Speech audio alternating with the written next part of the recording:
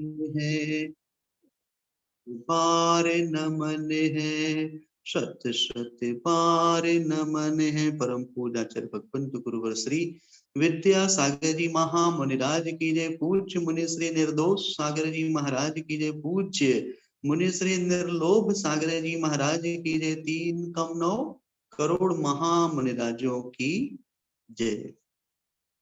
धर्मस्नेही बंधुओं, हम लोग यहाँ पर प्रतिदिन की भांति हमारा स्वाध्याय चल रहा है कर्म सिद्धांत का। कर्म सिद्धांत, इस कर्म सिद्धांत को हम लोग जानने का प्रयास कर रहे हैं। कर्म,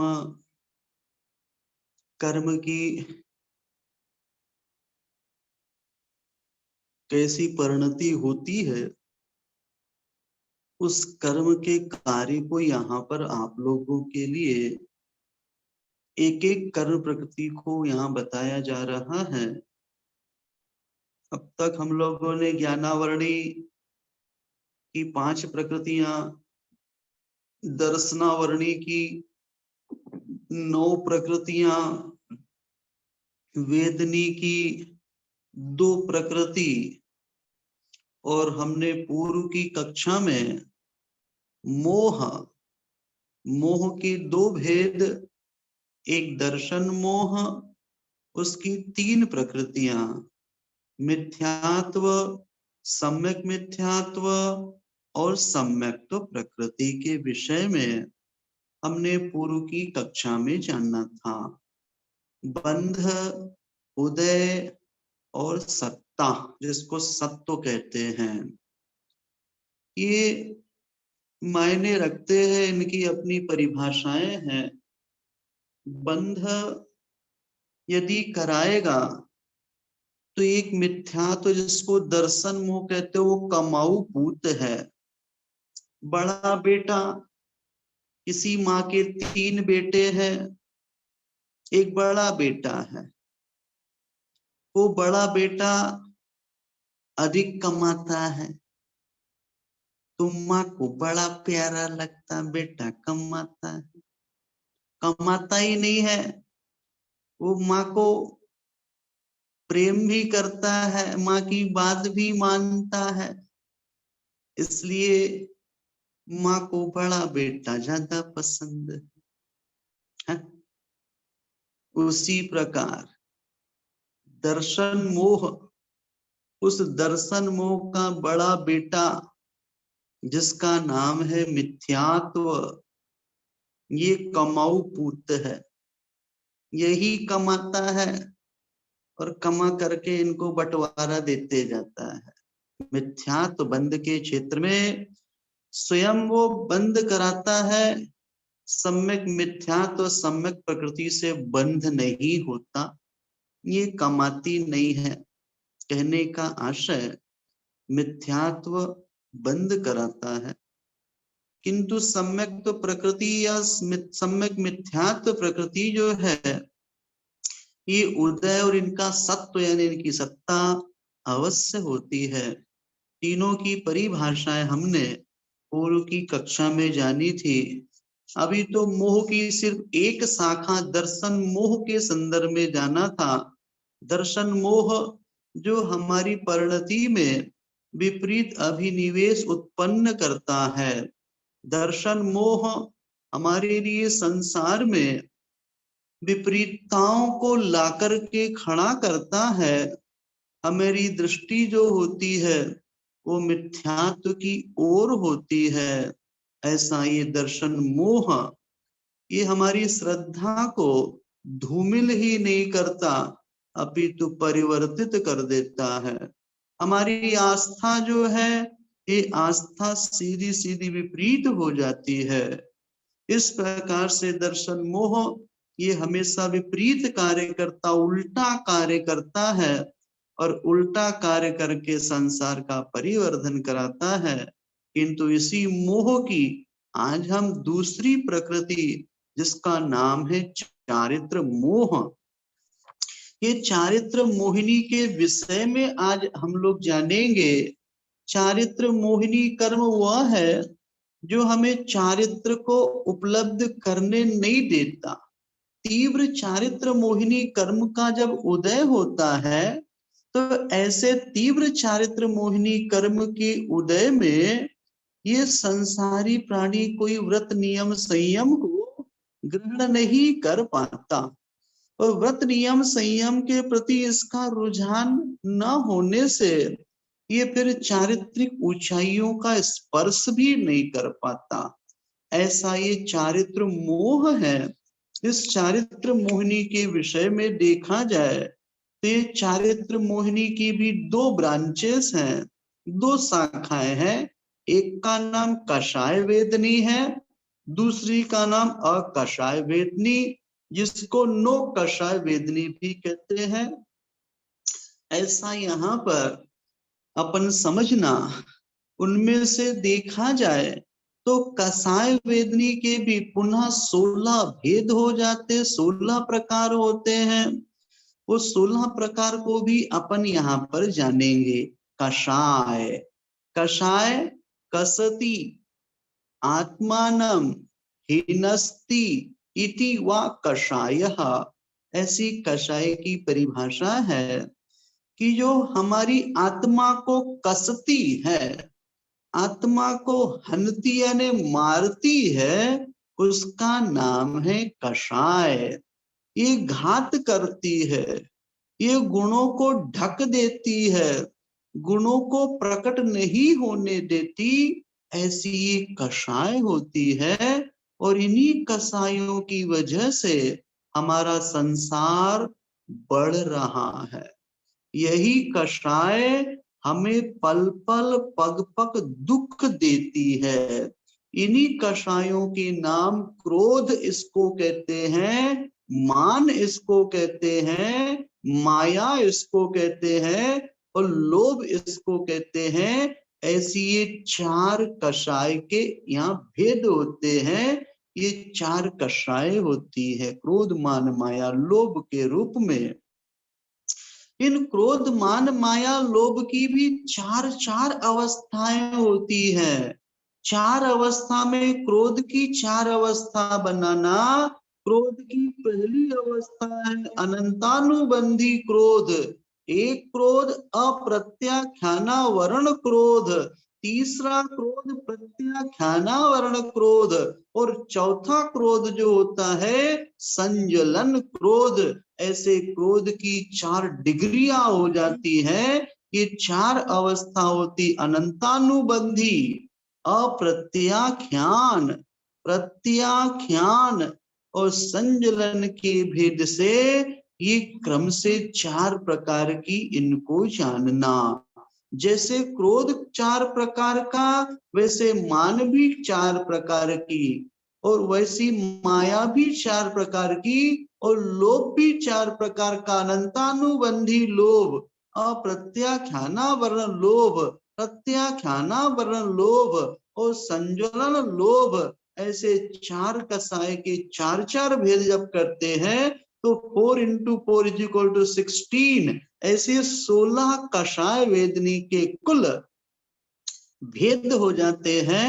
आपको परीक्षा में आ सकते हैं। क्या मोह के कितने भेद हैं? 2 भेद बताना। दर्शन मोह, चारित्र मोह। फिर दर्शन मोह के कितने भेद हैं? तो आपको 3 भेद बताना पड़ेगा। मिथ्यात्व सम्यक, मिथ्यात्व सम्यक तो प्रकृति। फिर चारित्र मोहिनी कितने प्रकार का? तो आपको कहना पड़ेगा 2 प्रकार का। एक कषाय वेदनी, एक नो कषाय वेदनी या अकषाय वेदनी। ऐसे दोनों ही नाम मिलते हैं। ये 2 भेद करना। फिर कषाय वेदनी किसे कहते हैं? तो कषाय वेदनी के प्रकार कितने प्रकार के हैं? तो वहां पर आपको उनके 16 भेद होते हैं। कैसे 16 भेद होते हैं? तो फिर आपको क्रोध 4 प्रकार का अनंतानुबंधी, अप्रत्याख्यान, प्रत्याख्यान, संजलन। मान 4 प्रकार का अनंतानुबंधी, अप्रत्याख्यान, प्रत्याख्यान, संजलन। उसी प्रकार माया और लोभ ऐसे 16 भेद इस प्रकार से होते। कसाय किसे कहते हैं? जो आत्मा को कसती है, मारती है, उसका नाम कसाय है। ये गुणों का प्रकटीकरण नहीं होने देती, गुणों का घात करती है, इसलिए इसको यहाँ पर कसाय के नाम से कहा गया है। ये सब आपको परीक्षा में आएगा, ऐसा यहाँ पर समझना। कहने का आशय यहाँ पर ये है कि आप लोग इस कर्म सिद्धांत को पढ़ रहे हैं और पढ़ने के साथ साथ यहाँ पर इसको बहुत अच्छे ढंग से आप सुन सीख समझ रहे हैं, तो यहाँ पर आपकी मेहनत सार्थक मानी जाएगी। अनंतानुबंधी क्रोध, क्रोध किसे कहते हैं? गुस्से की परिणति को क्रोध कहा जाता है। अब वो गुस्सा भी 4 प्रकार का होता है। पहले प्रकार का गुस्सा तो वो होता है जिसको अनंतानुबंधी कहते हैं। अनंत संसार अनुबंध नाति इति अनंतानुबंधी। ये अनंतानुबंधी की डेफिनेशन है, जो अनंत संसार का अनुबंध कराती है। क्या कराती है? अनंत संसार का बंध कराती, उसको अनंतानुबंधी कहते हैं। कहते हैं अनंत नाम संसार का है, परंतु जो उसका कारण हो वो भी अनंत कहा जाता है। जैसे प्राण के कारण अन्न को भी प्राण कहा जाता है। अन्न ही वही प्राण है। कहा है प्राण का कारण क्या है? अन्न। बिना अन्न के प्राण टिकते नहीं है। यदि आप भोजन पान देना बंद कर देवे तो आपका प्राणांत हो जाए, आपका मरण हो जाएगा। इसलिए अन्न को भी प्राण कहा गया है, क्योंकि अन्न ये कौलाहार हमारे लिए जीवनदायी, हमें जीवन देता कारण है। उसी प्रकार यहाँ पर भी समझना कि यहाँ पर मिथ्यात्व परिणाम को अनंत कहा गया है। अनंतानुबंधी, ये अनंतानुबंधी जो है ये अनंत संसार का कारण मानी गई है। इस अनंत मिथ्यात्व के साथ कहते हैं अनु शब्द जो है ये साथ साथ बंधता है। उस कसाय को अनंतानुबंधी ऐसा कहा है, जो मिथ्यात्व के साथ बंधती है। अनंतानुबंधी जो है, ठीक है, अनंतानुबंधी मिथ्यात्व गुण स्थान में ये मिथ्यात्व के साथ अनुबंध कराती है, इसलिए ये अनंत संसार का कारण होने से इसको यहाँ पर अनंतानुबंधी कहा। गुस्सा ऐसा आता, कैसा आता है? क्रोध की जब चर्चा करते हैं तो क्रोध व्यक्ति को कहीं का भी नहीं छोड़ता। ऐसा गुस्सा जो अनंत संसार का परिवर्धन कराता है। इसके भी यहाँ पर ये 4 भेद किए हैं। और फिर उसके बाद दूसरी क्वालिटी का गुस्सा, क्रोध जो है वो अप्रत्याख्यान को लेकर के है।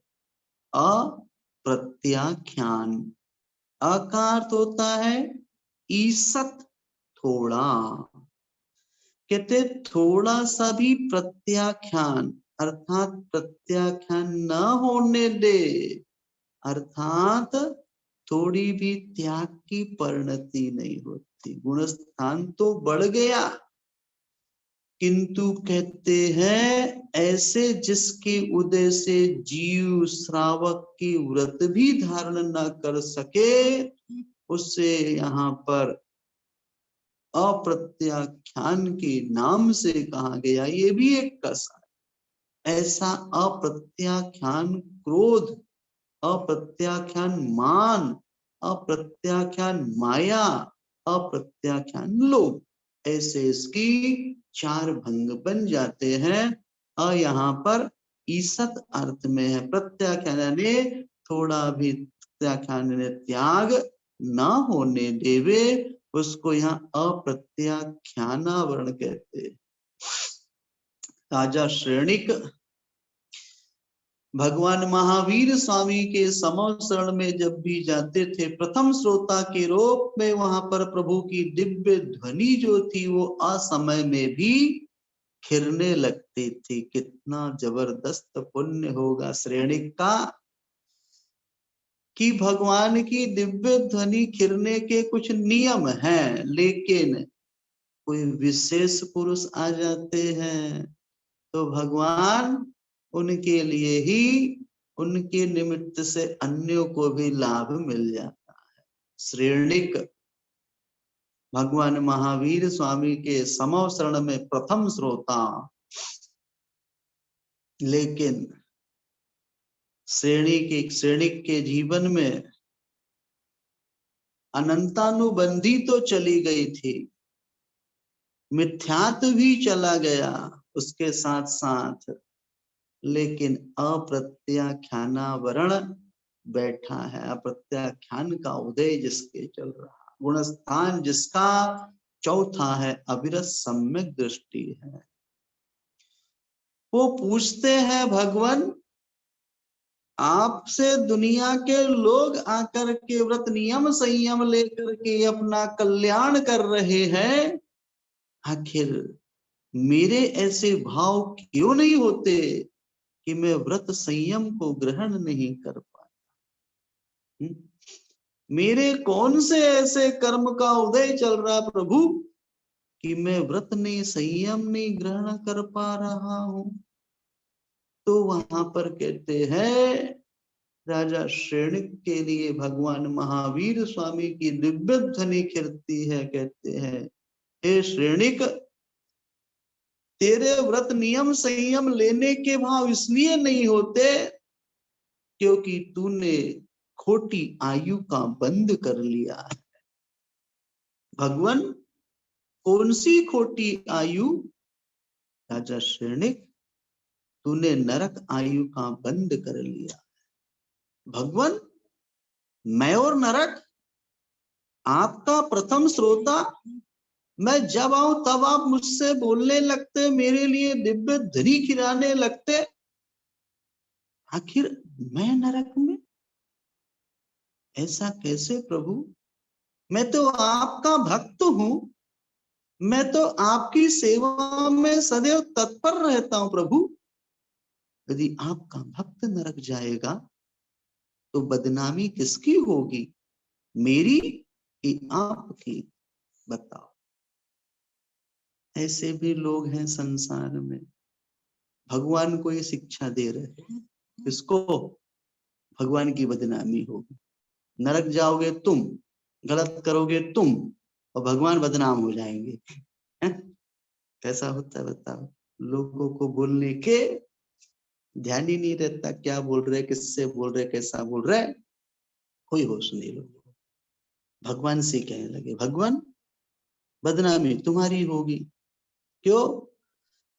क्योंकि नरक में जाऊं, बदनाम तुम हो। अरे भैया, गलत तुम करो, बदनाम कोई दूसरा होवे, ये तो रीत ठीक नहीं है। भगवान कहते हैं, श्रेणिक, गलती तुमने की है, सजा तुम्हें ही मिलेगी। भगवान, क्या गलती की थी मैंने? मुनिराज के ऊपर मरा हुआ सर्प तुमने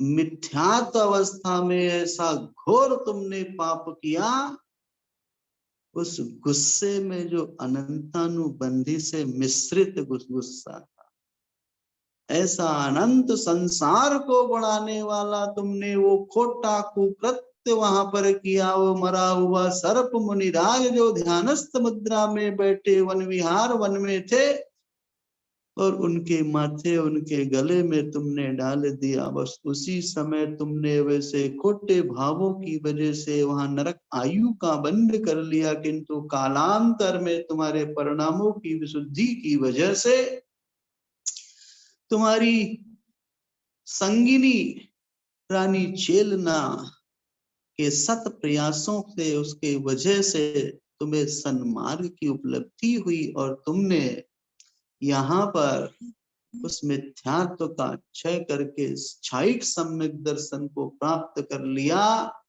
तुम मिथ्यात्व और अनंतानुबंधी से तो छूट गए, किंतु अप्रत्याईसत अप्रत्याख्यान यानी त्याग होता है, जो थोड़ा भी त्याग न करावे उसका नाम अप्रत्याख्यान है।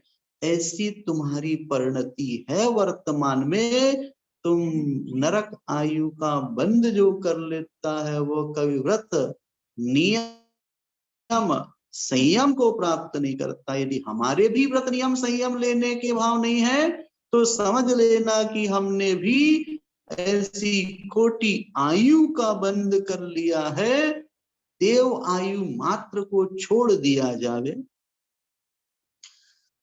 तो बाकी शेष 3 आयु का बंध यदि हो जावे तो वो कभी अपने जीवन में त्याग की परिणति को प्रश्रय नहीं दे पाता। ऐसा नियम है, ध्यान रखना।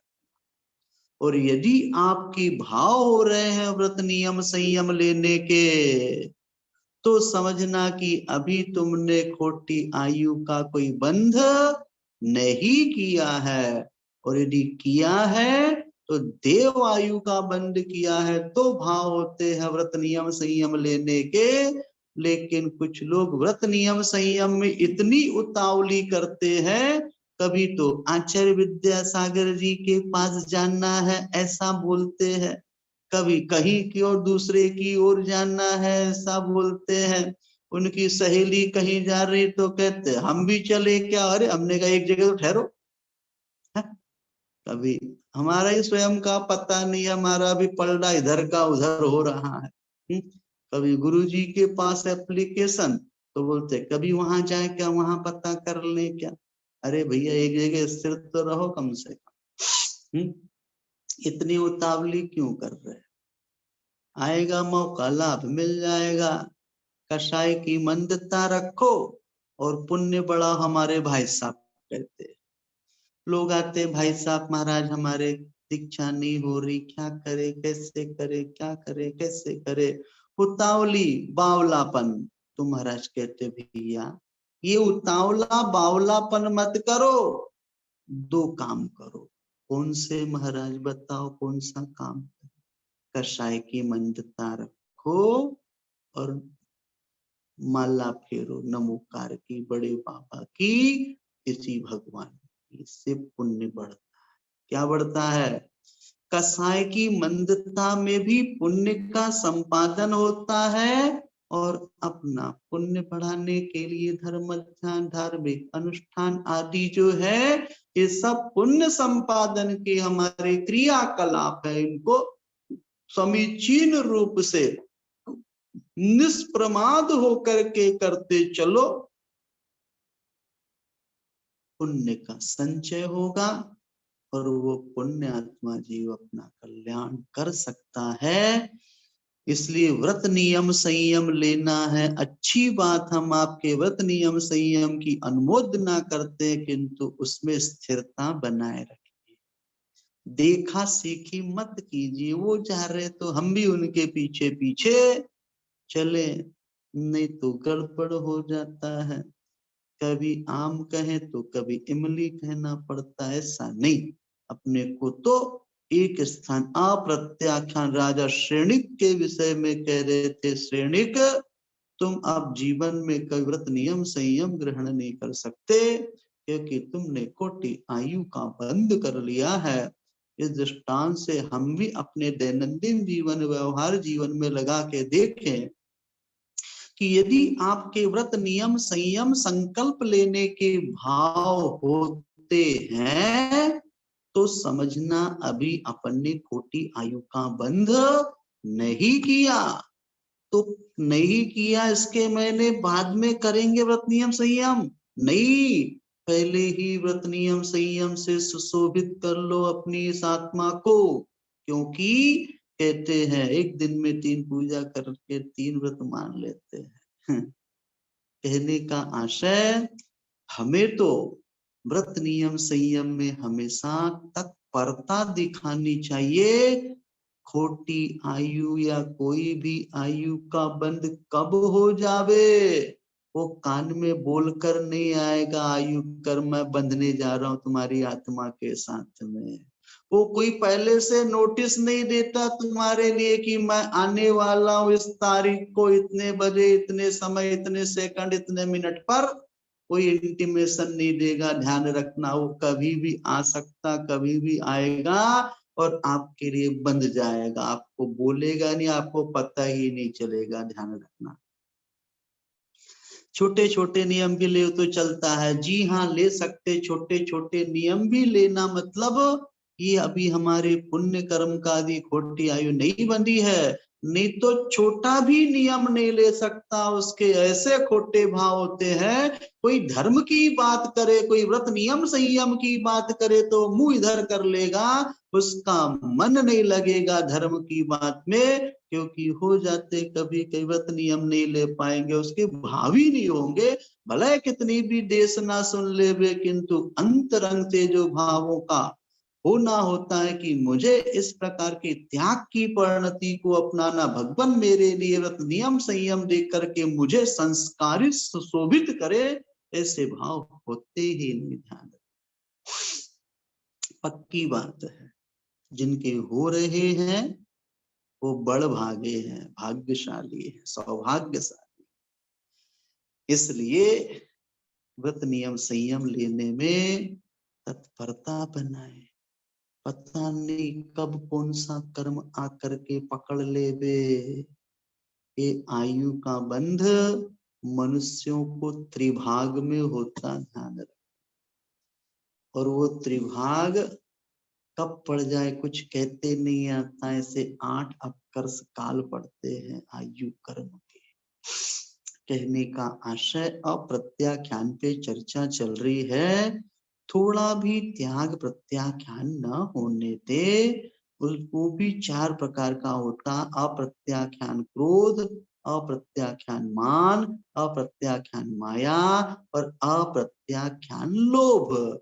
ऐसे इसकी भी 4 डिग्रियां बनाना।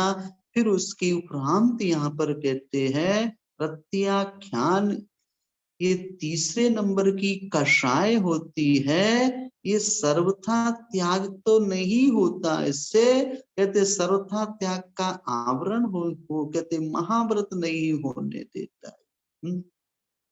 एक देश व्रत तो संयम ग्रहण कर लेता है, एक देश संयम को लब्ध हो जाता प्राप्त कर लेता है, किंतु महाव्रत नहीं होने देता। कहते उसे प्रत्याख्यानावरण क्रोध, प्रत्याख्यानावरण मान, प्रत्याख्यानावरण माया, तो प्रत्याख्यानावरण लोभ के नाम से कहलाता है। ऐसे 4 प्रकार का क्रोध मान माया लोभ प्रत्याख्यान 4 प्रकार की हुई। और फिर एक चौथी कषाय जिसका नाम संजुलन है, जिसके उदय से संयम कहते सम कहते एक रूप होकर के ज्वलती अर्थात प्रकाश करे, जिसके उदय से कषाय कहते हैं। उस कषाय के कषाय अंश से मिला हुआ संयम रहता है। संयम तो है किंतु कषाय से सहित है, क्रोध मान माया लोभ से सहित संयम है। ये संयम को यहाँ पर संजुलन ऐसा यहाँ पर कहा जाता है कि कषाय रहित जो निर्मल यथाख्यात संयम को नहीं होने देता, उसका नाम है संजुलन। क्रोध मान माया लोभ, ऐसे 4 प्रकार का यहाँ पर यह कषाय वेदनी की 4 डिग्रियां 16 कषाय हो जाती है। मूल तो क्रोध मान माया लोभ 4 है, वो भी अप्रत्याख्यान प्रत्याख्यान और संजुलन के भेद से ये 4 प्रकार की हो जाती है। इसलिए 4 4 16 प्रकार की ये कषाय वेदनी। ये चारित्र मोहिनी के 2 भेदों में एक कषाय वेदनी है और दूसरी नो कषाय या ईसत या अकषाय वेदनी है। उसकी चर्चा अपन कल करेंगे। ये नो कषाय बहुत खतरनाक है। क्या है?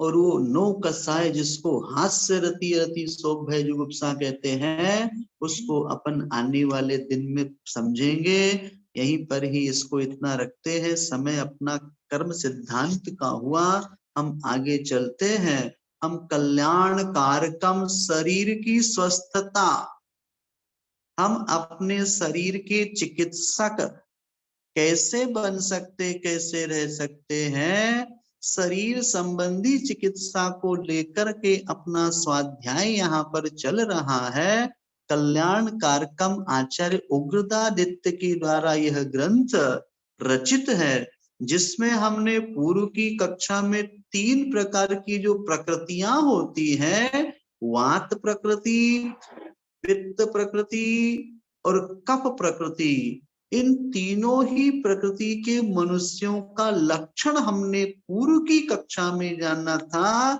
आप लोगों ने अपने आप में लगाया या नहीं लगाया कि हमारी कौन सी प्रकृति है, हम वात वाले हैं, पित्त वाले हैं कि कफ वाले हैं? एक एक बात यहाँ पर आपके लिए स्पष्ट रूप से पूर्व की कक्षा बीता हुआ कल आपको बताई थी। इनके माध्यम से हम जान सकते हैं कि हमारी कौन सी प्रकृति है, ये अपन लोगों ने यहाँ पर जाना था। हम आगे चलते हैं, इसी कल्याण कार्यक्रम में क्षेत्र लक्षण का कथन की प्रतिज्ञा यहाँ पर करते हैं। इत्थं लसत् सत् प्रकृतिं निधा विधाय वक्ष्यामहि भेषज लक्षणार्थं सुक्षेत्रमक्षूर्ण गुण प्रशस्तं शुभ्रात्म वल्मीक विशेर विशेर विहीनम। बहुत अच्छी बात यहाँ पे कह रहे हैं। क्या कहते हैं यहाँ पर? इस प्रकार प्रकृति लक्षण का निरूपण कर दिया, बता दिया किसकी प्रकृति कैसी होती है। वात वाले के लक्षण, पित्त वाले के लक्षण और कफ वाले के लक्षण बता चुकने के बाद अब कहते औषध ग्रहण के लिए योग्य श्रेष्ठ गुण युक्त छिद्र नरक कुंड सदृश वामी व विष रहित प्रशस्त क्षेत्र का वर्णन करेंगे। देखो, औषध ग्रहण करना भी तो कहाँ ग्रहण करना, उसका क्षेत्र का भी ज्ञान होना चाहिए। ऐसा नहीं कहीं भी आपने औषध लिया और एयरपोर्ट पर ही शुरू कर दिया अपना रूट दवाई खाना, क्योंकि आपको तो नियम था 2:03 पर 3 गोली खाना है, और 2:03 पर आप खड़े हैं कोलकाता एयरपोर्ट पर, तो वहां पर आप लोग टाइम हो गया तो ही शुरू कर दिया। ऐसा नहीं, बैठे हैं बैठे बैठे ही शुरू कर दिया, उसके सब नियम होते हैं। तो यहाँ पर प्रशस्त क्षेत्र का वर्णन करेंगे। औषधि को ग्रहण करने को लेकर के हम स्वस्थ हो सकते हैं। थोड़ा सा अपने को बुद्धि पूर्वक ग्रंथों का आधार लेकर के युक्ति के माध्यम से जब हम औषधि का प्राशन करते हैं, हम बहुत जल्दी स्वस्थता को प्राप्त कर सकते हैं। लेकिन उसके लिए हमें कुछ आलंबन लेना पड़ता है, परिज्ञान की आवश्यकता होती, तब जाकर के ये उपलब्धियां हमारे जीवन में हमें उपलब्ध हो पाती हैं। औषधि ग्रहणार्थ अयोग्य क्षेत्र, अब देखो यहाँ बताया, बहुत अच्छी बात बताई जा रही है। आप लोग बराबर उसको सुनिए शांति से। कौन से क्षेत्र में औषधि को ग्रहण नहीं करना निषेधात्मक कथन किया जा रहा क्षेत्र के संदर्भ में?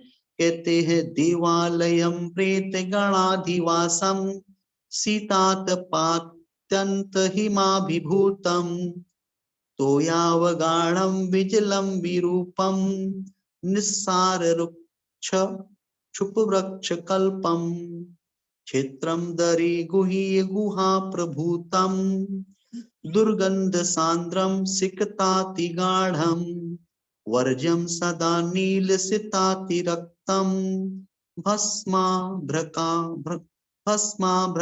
पोत कनिष्ठ वर्णम। बहुत अच्छी बातें कही नहीं जा रहे हैं। कहते देवालय, देव का आलय, ऐसे भूत प्रेत आदि के निवास या भूमि है जहां शमशान आदि है। अथवा अत्यंत शीत प्रदेश, बहुत ठंडा प्रदेश है। अत्यंत उष्ण प्रदेश, बहुत गर्मी है जहां पर। अत्यंत हिमयुक्त प्रदेश, ऐसे बर्फबारी आदि जहां हो रही है, ऐसे बर्फ वाले प्रदेश। अत्यधिक जलयुक्त प्रदेश, जहां अधिक मात्रा में वर्षा वृष्टि हुआ करती है, ऐसा स्थान प्रदेश। निर्जल, जहां जल ही नहीं है, ऐसा रेगिस्तान का प्रदेश। विरूप, विरूप का अर्थ था विद्रूप, मतलब ऐसा खोटा प्रदेश जो बिल्कुल मतलब विपरीत रूप वाला, जिसमें रूप ही नहीं है, ऐसा प्रदेश। निस्सार वृक्ष, कहते हैं क्षुद्र वृक्षों के समूह से युक्त होते हैं। निस्सार है, कोई सारी नहीं जिसमें वृक्ष है, ऐसा वृक्ष है। और उन क्षुद्र वृक्षों के समूह से युक्त है, छोटे छोटे वहां, ऐसे वहां पर वृक्षों का समूह है। और कहते ऐसे पर्वत, पर्वतों के अत्यधिक गुही यानी अंधकार में ऐसी गुफा, गुफा जहां पर अंधेरा ही अंधेरा होता है, दुर्गंध से युक्त, कोई स्लॉटर हाउस ऐसा स्थान हो, अथवा कहीं नाला गटर बह रहा हो, ऐसा दुर्गंध से युक्त, अधिक बालू रेत सहित हो। और बहुत से क्षेत्र ऐसे जहां बालू ही बालू पड़ी है, रेतीला स्थान है। नील, सफेद, अत्यंत लाल वर्ण, भस्म वर्ण, आकाश वर्ण और कबूतर का वर्ण आदि नीच वर्णों से युक्त क्षेत्र। ये वर्ण यानी रंग जो है, ऐसे नीच रंग है, ये खोटे रंग है, ऐसे रंगों से युक्त क्षेत्र औषध ग्रहण करने के लिए अयोग्य होते हैं। ये यहाँ पर निषेध किया, ध्यान रखो आप लोग भी। क्या कहीं आप औषधि सेवन करते तो इनमें से तो कोई ऐसा स्थान नहीं जहां पर आप इसका सेवन कर रहे हैं। अर्थात ऐसे प्रदेशों में उत्पन्न औषध ग्रहण ग्राह्य नहीं हो सकता है, यहाँ पर निषेध कर। पता चल गया कि ये हमारे लिए ठीक नहीं है, तो क्या करना, तो हमें ऐसे प्रदेशों में औषधि ग्रहण नहीं करना। उसके लिए प्रशस्त होना चाहिए। क्या है प्रशस्त स्थान, तो अगले श्लोक में यहाँ पर कहते हैं कि प्रशस्त औषधि का स्थान ये कहलाता है, कौन सा, स्निग्ध प्रारोह कुल फुल्लवल्ली लीला फलालोल मही रुहाख्यम माधुर्य सौंदर्य सुगंध बंधी प्रस्पष्ट पुष्टोरुरस प्रधानम सुस्वादुतोयम सुसमम सुरूपम साधारणम सर्वरसायनाढ्यम क्षेत्रम सुकृष्णम मृदुस प्रसन्नम ज्ञेयं सदा औषध संग्रहाय। कहते हैं जहां पर नए नए अंकुरों से व्याप्त प्रफुल्लित लताएं उत्पन्न होती हैं, हाँ? कैसे नए नए अंकुर जहां पर फूट रहे हैं, वहां पर लताएं उत्पन्न हो रही हैं, फल भरित वृक्ष हो। और कैसा स्थान हो, वृक्ष तो है किंतु फलों से लदा हुआ ऐसे वृक्ष स्थान जहां फल ही फल के वृक्ष हो। और कहते हैं सर्वत्र मधुरता हो, माधुर्यपना हो जहां पर, सुंदरता, वो सुगंधी छा रही हो, फूलों की खुशबू आती है, अथवा धूप घट, धूप आदि वहां पर धूप आदि का, धूप चल रही होती है तो वो संबंधी सुगंधी आ रही हो, जहाँ पर मधुर आदि श्रेष्ठ रस अधिक मात्रा में व्याप्त हो। गन्ने के वृक्ष लगे हैं, अनार के वृक्ष लगे हैं, और भी ऐसे मीठे नारियल आदि के पानी के वृक्ष आदि हैं, ऐसे श्रेष्ठ अधिक मात्रा से व्याप्त हो, जहाँ का पानी अत्यंत स्वादिष्ट हो, वो भी प्रशस्त स्थान माना जाता है। और जो समशीतोष्ण प्रदेश हो, समशीतोष्ण के मायने ना अधिक गर्मी पड़ती हो ना अधिक ठंडी पड़ती, उसको समशीतोष्ण कहते हैं। ऐसा प्रदेश ये प्रशस्त माना जाता है। यहाँ पर औषधि सेवन करने से बहुत जल्दी निरोगता की प्राप्ति होती है, ऐसा समझना। नो कर्म है, ये बाहरी नो कर्मों का भी हमारे दैनंदिन जीवन व्यवहार में फर्क हमारे लिए प्रभाव पड़ता है। इसलिए ऐसे नो कर्मों को हमें अवश्य जुटा करके औषधि आदि का सेवन करके शरीर को स्वस्थता देने का उद्यम प्रयास करना चाहिए। ऐसा समशीतोष्ण प्रदेश हो, सुरूप हो। ऊपर कहा था अप्रशस्त में भी रूप कहा था, लेकिन तो स्वरूप अच्छा दिखता है। यहाँ पर जिसको देखते ही प्रसन्नता छा जाती है, उसको स्वरूप कहते हैं। और कहते सर्व रसायनों से युक्त साधारण देश हो, हर प्रकार के रसायन की जहाँ उपलब्धता होती है, ऐसा वह देश हो।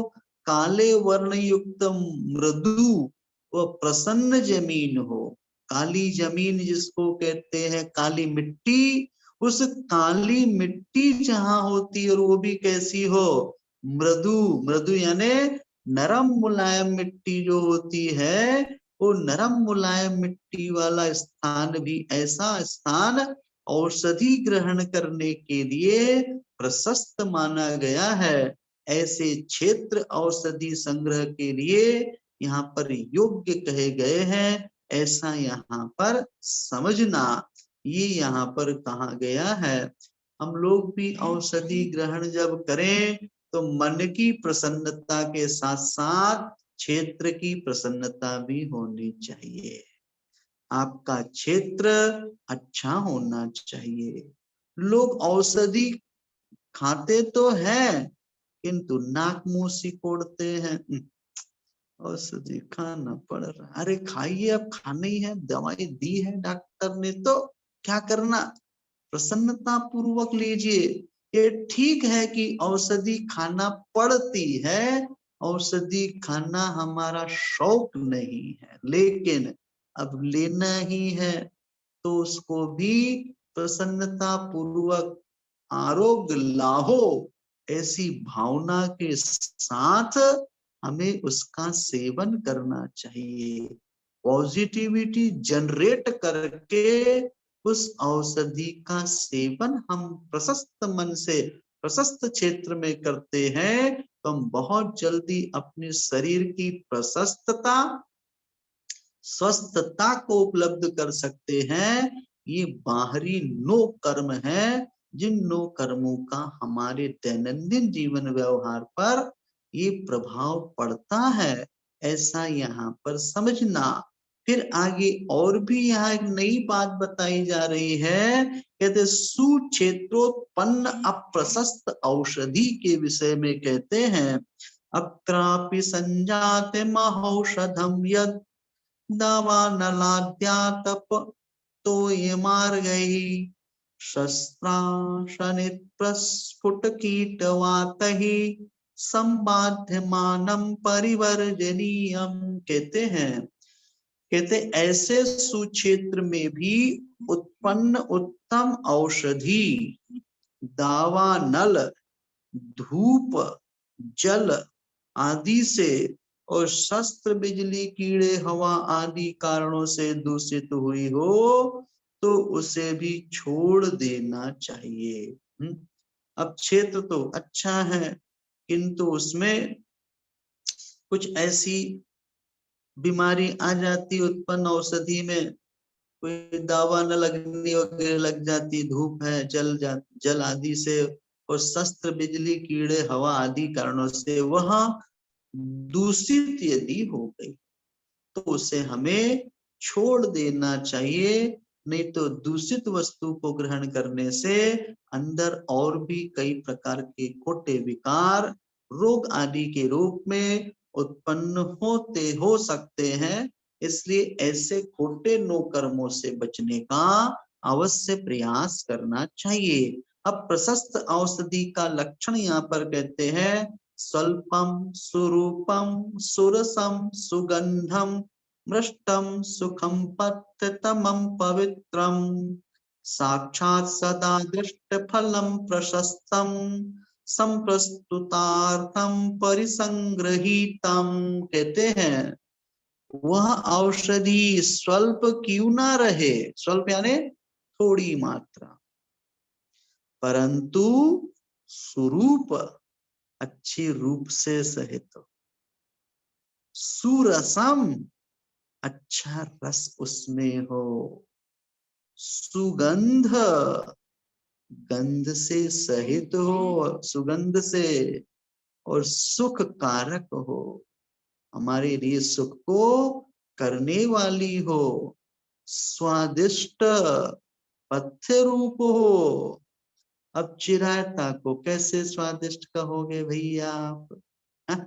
चिरायता तो इतना कड़वा होता कि व्यक्ति बोलते भैया प्राण निकल जाएंगे, चिरायता पिएंगे तो।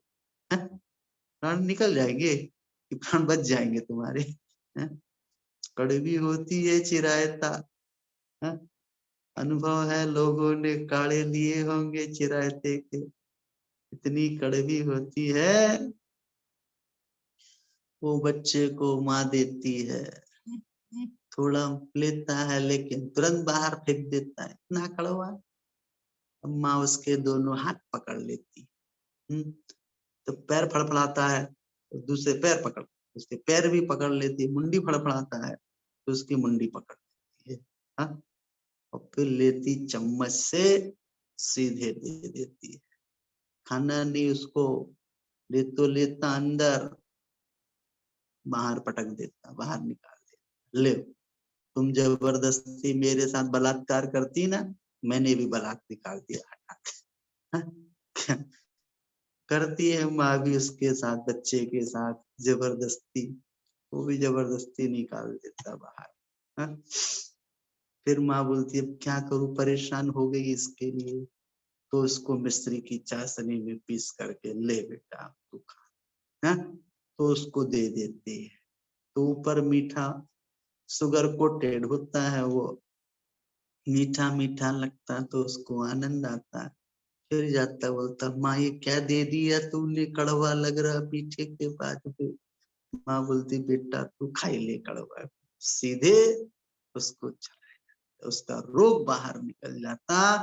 तो वो स्वादिष्ट नहीं है, कोई खाना नहीं चाहता चिरायते को, पीना नहीं चाहता, बहुत कड़वी है, लेकिन कड़वी दवा कहीं कहीं पर वो कार्यकारी भी होती। किंतु यहाँ पर ये कहा जा रहा है कि प्रशस्त औषधि वो कहलाती है जो स्वादिष्ट होती है। मुलेठी कैसी होती है, ज्येष्ठ मध कहते हैं उसको महाराष्ट्र में, मुलेठी मीठी होती है, उसका पानी भी पिया जाता, अथवा उसकी छोटी सी लकड़ी को मुख में रख लो तो लोगों को सुपारी खाने की आदत रहती, तो दिन भर सुपारी खाते रहते। तो सुपारी खाने से और भी कई प्रकार की परेशानियां खड़ी होती, तो कम से कम उनसे एक छोटी सी लकड़ी, ज्यादा नहीं 2 ग्राम की, वो 2 ग्राम की लकड़ी 24 घंटे तुम्हारे मुख में रहेगी, घुलेगी नहीं, घुलना मतलब समाप्त नहीं होगी। सस्ती की सस्ती आती है, मीठी लगती, स्वादिष्ट लगती है, और आपका कंठ लता मंगेशकर के जैसा हो जाए। कैसा हो जाएगा? कंठ में माधुर्य आता है, मधुरता को भी देती है, साथ में और कई प्रकार के सर्दी खांसी आदि के गले की खराश खराश सब निकाल देती है, आदि आदि में लाभ, स्वादिष्ट होती है, पथ्य रूप, शुद्ध और साक्षात फलप्रद होती है। कैसा फल? साक्षात फल को देने वाली होती है, वही प्रशस्त है। ऐसी औषधि चिकित्सा कर्म के लिए संग्रहणीय है। मतलब ऐसी औषधि को चिकित्सा के क्षेत्र में ग्रहण करना चाहिए। जो आयुर्वेदिक औषधि सेवन करते हैं, जंगलों में जिनको ज्ञान होता है ये औषधि इस काम की, इस रोग में कार्य करती, इस रोग में कार्य करती है, तो उसके लिए यहाँ पर प्रशस्त औषधि का लक्षण क्या होता है? तो थोड़ी मात्रा में ही क्यों ना हो, किंतु वो रूप अच्छा हो, रस अच्छा हो, गंध अच्छी हो, सुख को करने वाली स्वादिष्ट पथ्य रूप हो, शुद्ध हो, और साक्षात फल को प्रद यानी देने वाली होती, वह प्रशस्त की कोटि में आती। ऐसी औषधि को चिकित्सा के क्षेत्र में यहाँ पर संग्रह करना चाहिए, ये कहने का आशय यहाँ पर है। अब यहाँ पर कहते परीक्षा पूर्वक ही औषध प्रयोग करना चाहिए। ऐसा नहीं कि कोई भी औषधि ले ली और कर लिया, तो परीक्षा पूर्वक पहले परीक्षा कर लीजिए, फिर उसके उपरांत उस औषधि का प्रयोग करिए। क्या कहते? एवं विधम भेषज मातुराग्नि व्याधि स्वरूपम सुनुरीक्षदत्तम रोगान निहन्त्याशु तदाति घोरान हीनाधिकम तद विफलादि दोषम। कहते हैं कि उपर्युक्त प्रकार की निर्दोष औषधि का प्रयोग, कौन सी? निर्दोष, सदोष नहीं, ऐसी निर्दोष औषधि का प्रयोग यदि रोगी की अग्नि, वय, बल, देश, काल, रोग स्वरूप आदि को देख कर किया गया, तो वह शीघ्र भयंकर रोगों को भी नाश करती है। ऐसी औषधि ये जो ऊपर कही है, योग्य क्षेत्र में योग्य प्रशस्त औषधि को इस प्रकार से जब देते हैं, तो कहते हैं उसकी अग्नि को शमन करती है। किसी की अग्नि बढ़ रही है समझ लीजिए शरीर में, तो उसको शांत करती है। वह उम्र आदि को लेकर के देख करके देना पड़ता, कितनी उम्र वाला है। छोटा बच्चा तो डॉक्टर ना कम पावर की दवा देते हैं उसको, बड़ा है मान लीजिए प्रौढ़ है तो उसको ज्यादा mg की देते हैं। वहां पर अंग्रेजी जब एलोपैथिक कोई लेते तो वहां पर उसका पावर बढ़ा करके दिया जाता है, छोटे बच्चों को उसका पावर कम करके दिया जाता है, नहीं तो उसको इस प्रकार से उसके लिए हानिकारक होता है, उसको देख करके देना पड़ता है। बल, उसका बल कितना है, अधिक बल में नहीं दिया जाता है। और कहते हैं अधिक बल ना, बल देख करके देते हैं, किसका कितना बल है उसके अनुसार उसके लिए औषधि दी जाती है। देश देखते कौन से देश में रहता है भैया, कैसा देश, उसमें वायु कैसी है, वायु है यहाँ पे उष्णता है कि जल आदि है, आदि आदि ठंडी आदि। फिर काल, काल यानी समय देखते हैं, वहाँ रोग स्वरूप आदि को यहाँ देख करके किया गया। कहते ऐसा रोग भयंकर भी हो तो बहुत शीघ्रता से वो नष्ट हो जाता है। यदि औषध दोष सहित हो या अग्नि आदि का विचार न करके प्रयोग किया जाए तो विफल होता है। इन सब का विचार करना आवश्यक हुआ करता है, ऐसा यहाँ पर समझना। ये हमारे लिए यहाँ पर इस प्रकार से औषधि के सेवन आदि के यहाँ पर हमारे लिए प्रयोग बताए जा रहे हैं, क्योंकि प्राय सभी लोग देखा जाए तो कोई ना कोई औषधि लेकर के अपना जीवन चला रहे। बहुत बिरले होते हैं जो रोग औषधि नहीं खाते हैं, जिनको औषधि की आवश्यकता नहीं, ऊपर से हाथ हिला रहे हैं। सरोज जी, वहां नरेश जी ग्वालियर से, हम तो औषधि लेते ही नहीं दिया। शोभा भाभी भी कह रही हैं वहां से हाथ हिला रही, हम भी औषधि नहीं लेते। बहुत अच्छी बात, जो नहीं लेते उनको ठीक है भैया, भविष्य में कभी लेना भी ना पड़े, हमको ऐसे भावों से अपना काम करते चलना चाहिए। लेकिन जो लेते हैं उनके लिए यहाँ पर इस प्रकार से इनका ध्यान हमारे लिए अवश्य ही रखना चाहिए, ये कहने का आशय है। ये पक्की बात है, शरीर मिला है तो शरीर व्याधि मंदिरम, ये शरीर व्याधियों का मंदिर यानी घर है। क्या है? इस शरीर में सबसे बड़ा रोग तो है, आप कहते हम दवाई नहीं खाते, रोटी तो खाते कि नहीं खाते बता? भोजन करते हैं ना, तो भोजन क्या है? ये भोजन ही तो औषधि और क्या है? ये वो तो सभी करते हैं, हाँ वो सभी करते हैं, बाकी ऐसी औषधि नहीं है। इस औषधि के बिना काम ही नहीं चलता, उसको लेना पड़ता। दिन में भले 2 बार भोजन मत करो, लेकिन एक बार तो आपको अपनी शरीर के हिसाब से, अपनी प्रकृति उम्र बल आदि के हिसाब से आपको अवश्य देना होता है। ये भी एक औषधि है। भोजन पान, अनुकूल भोजन पान देना, ये हमारे शरीर की स्वस्थता के लिए आवश्यक होता है, ऐसा यहाँ पर समझना। इस प्रकार से यहाँ पर दिया और यहाँ पर ये चर्चा कर रहे हैं और कहते अधिक मात्रा से औषधि प्रयोग करने का क्या फल होता है। देखो, औषधि को औषधि के रूप में खाया जाता है। कैसा? तुम बोलो कि औषधि को ज्यादा मात्रा में दे दो भैया, तो उसका क्या फल होता? तो कहते हैं कि मूर्छा मद ग्लानि विदाहतोदा विदाहतोदा त्याध्यानिविष्टं विमोहनादीन् मात्राधिकं औषधमत्र दत्तं कुर्याद जीर्णं विषमाग्नितांच। कहते हैं मात्रा से अधिक औषधि का प्रयोग करें तो मूर्छा आ जाएगी। पहले के बच्चों को एक सिरप देते थे, सिरप होता है, लिक्विड होता है आशा। खांसी आंसी चलती तो डॉक्टर वो एक ढक्कन, छोटा सा इतना ढक्कन ले लो बोलता, तो मीठा मीठा लगता था। तो बच्चा बोलता माँ और 2-4 ढक्कन दे दे मेरे को। तो औषधि है, औषधि खाएगी तो पूरी बाटल ही पी जाएगा। अरे बाटल पीना है तो बॉटल पीने तो उससे मूर्छा आ सकती, ज्यादा नहीं देना, मात्रा रहती उसमें उतनी दी जाती है।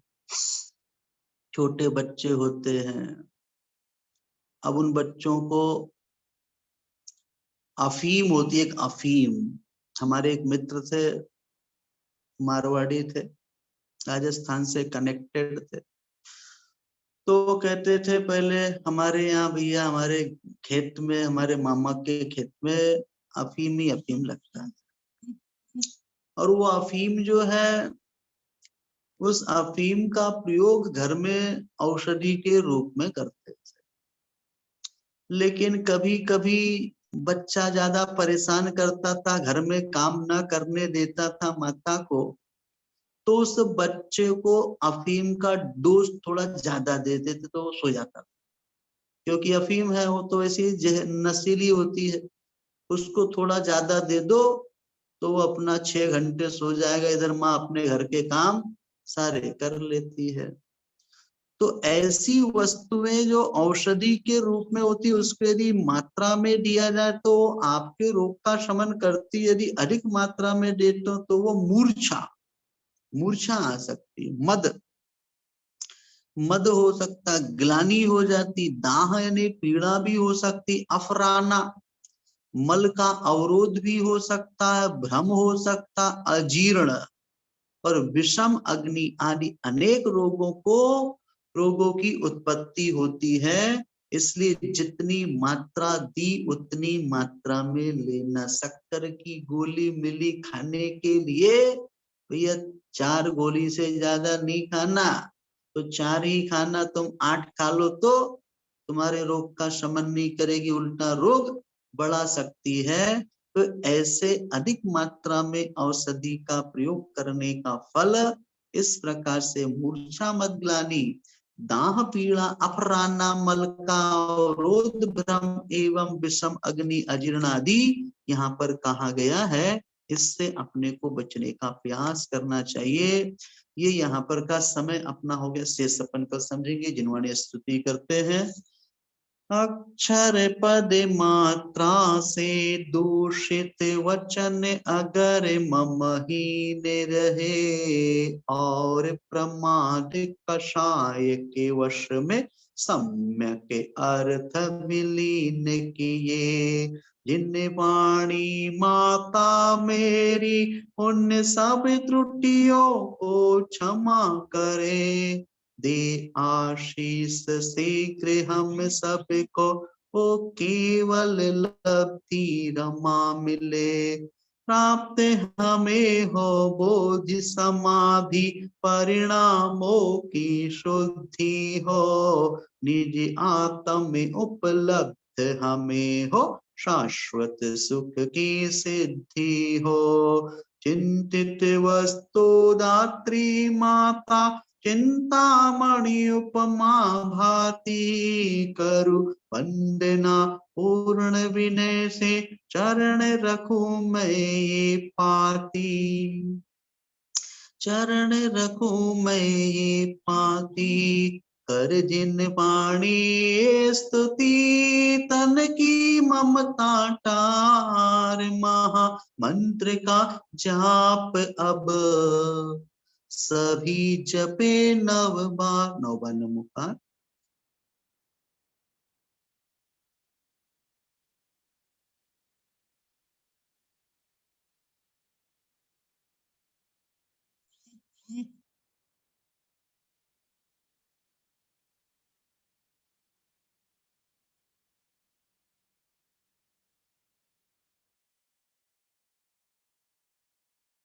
पांच प्रश्न आप लोग को अशोक जी बज बेंगलुरु से देते हैं। कल के संदर्भ में, कल जो कक्षा हुई थी कर्म सिद्धांत की, उसके 5 प्रश्न आपको भी आएंगे।